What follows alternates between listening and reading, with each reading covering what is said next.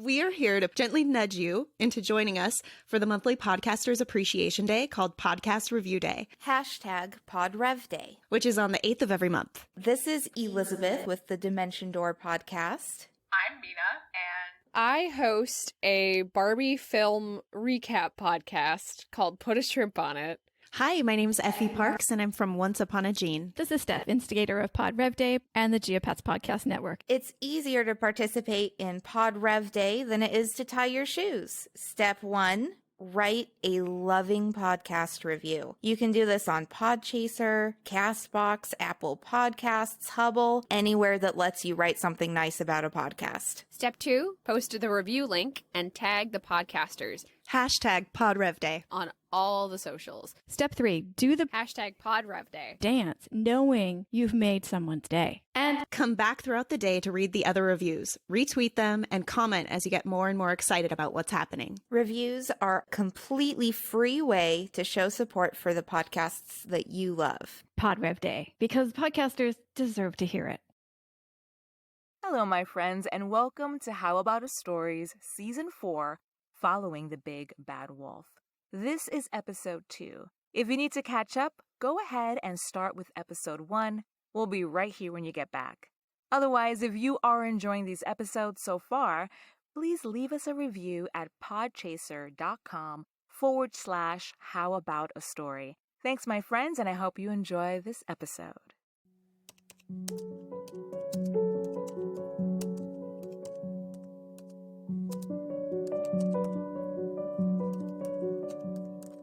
When I started this journey, I sat in front of my computer and stared at the blank screen for what felt like an eternity.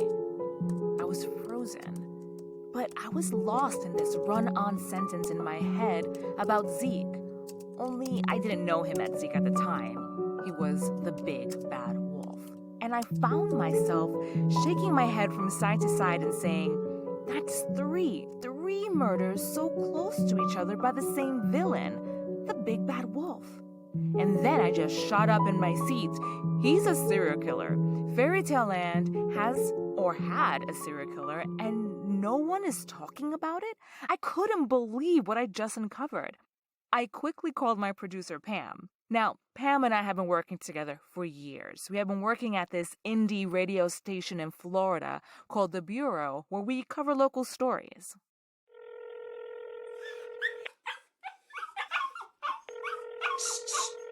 This is Pam. This is going to sound crazy, but hear me out. I want to do a story on the big bad wolf being a serial killer in Fairytale Land and maybe the very first serial killer. Okay, tell me more. Okay, we first hear about the big bad wolf in the event with the 3 little pigs. Pfeiffer had the house of straw and Fiddler had the house of sticks. The wolf devoured those poor guys in the safety of their homes and then proceeded to terrorize the 3rd pig, Practical. But thankfully, the wolf didn't succeed, but then he runs into the woods and a few days later encounters Little Red Riding Hood. Has a chat with her, then runs off ahead of her and murders Granny in her home. Then dresses like her and waits for Red to visit to then attempt to kill her. Fortunately, her red cap had magical powers and she was saved and the wolf ran off again. But that's 3 murders by the same perp with the same MO. Clear definition of a serial killer. We don't know what happened to him either. Is he still alive? Is anyone searching for him? You had me at 3 little pigs, so let's get on this. We need names, people who knew him. I want to know all about this guy. Like, when did he even show up? Like you said, this guy could still be alive. It could be another Joseph James D'Angelo. Are we ready? Yeah, but we have to find this guy.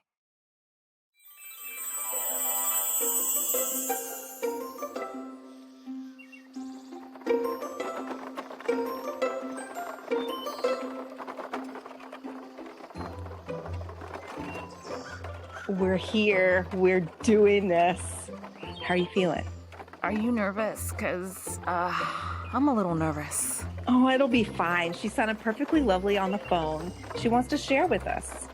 Yeah, but she's almost as tall as me. I don't think I've ever been face to face with a bird that size in the living. I mean, this is a real life big bird moment. Oh, wow. Look at that nest. Okay, now I see what you're saying.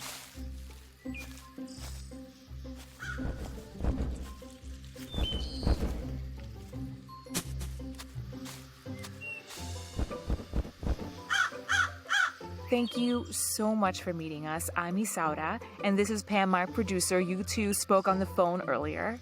Oh, yeah. Now, we don't want to take much of your time. We just wanted to confirm an encounter you had with a wolf a few years back.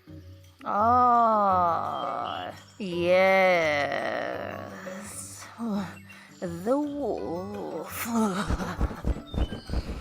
I always get the shivers when I think of the wolf. I felt I could rule the world. In those days, I had a sharp tongue, yet so naive. Yeah, you're definitely pretty brave. Yes. That's one way to say it. I never helped a wolf like that again. Then again, no other wolf asked for help in such a way again.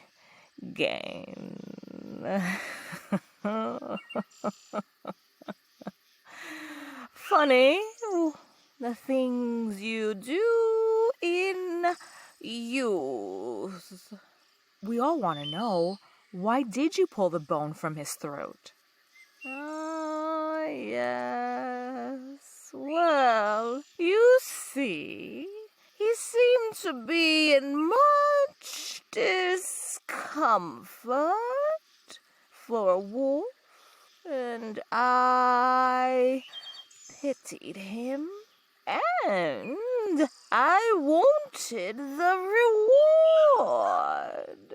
I've never been rewarded before. I wanted to know what that felt like. But when I was in there, poking around, it was a stubborn little bone. I felt the air change around me. My feathers perked, and I knew at once that was not a good idea. But it was too late. Especially once he chomped his mouth closed when I was done. His snarls and smile still haunt my dreams. Especially when rumors started chittering in the woods amongst the wild.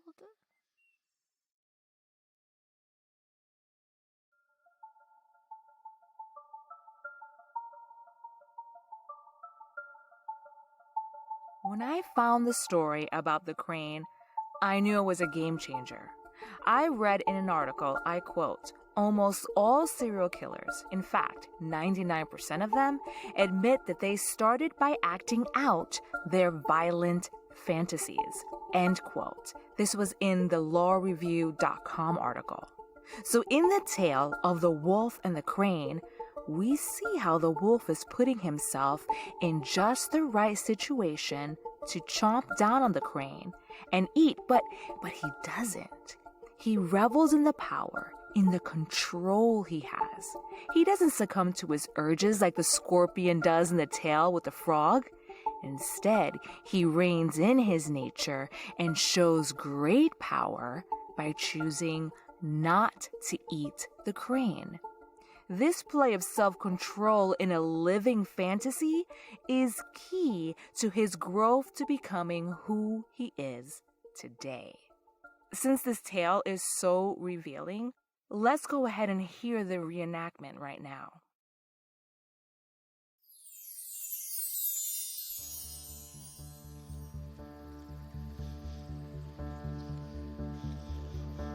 A wolf had been feasting too greedily, and a bone had got stuck crosswise in his throat. He could get it neither up nor down, and of course, he could not eat a thing. Naturally, that was an awful state of affairs for a greedy wolf. So away he hurried to the crane. He was sure that she, with her long neck and bill, would easily be able to reach the bone and pull it out. I will reward you very handsomely if you pull that bone out for me.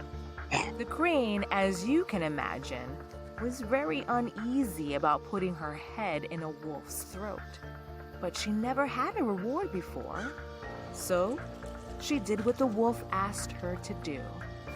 Then the crane put her long neck down into the wolf's throat, and with its beak, she loosened the bone till at last she got it out. When the wolf felt the bone was gone, he chomped his mouth closed and he started to walk away. "But what about my reward?" The wolf grinned and showed his teeth and said, What? Haven't you got it? Isn't it enough that I let you take your head out of my mouth without snapping it off? The moral to that story: expect no reward for serving the wicked.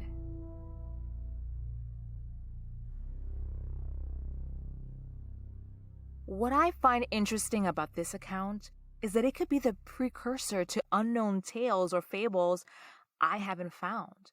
I kind of feel this was an attempt to murder the crane, but under the guise of being a victim of chance. Almost how Edmund Kemper would be a good guy and help female hitchhikers, and at first he would take them to their destinations until he didn't anymore. I mean, there is no documentation of this happening with the wolf. It's just a thought of mine. Maybe there is a fable or tale I haven't crossed yet. Look, if you listening right now, if you have any information, please don't hesitate to let me know. We created a hotline just for the show where you can leave a tip. The number is 661-544-8226. You can leave a message and I would look into it. Maybe there's a narrative where a wolf does eat animals under the guise of needing help, being a friend, or being a good neighbor. If there is anything out there, I just haven't found it yet. And if you know something, please do tell.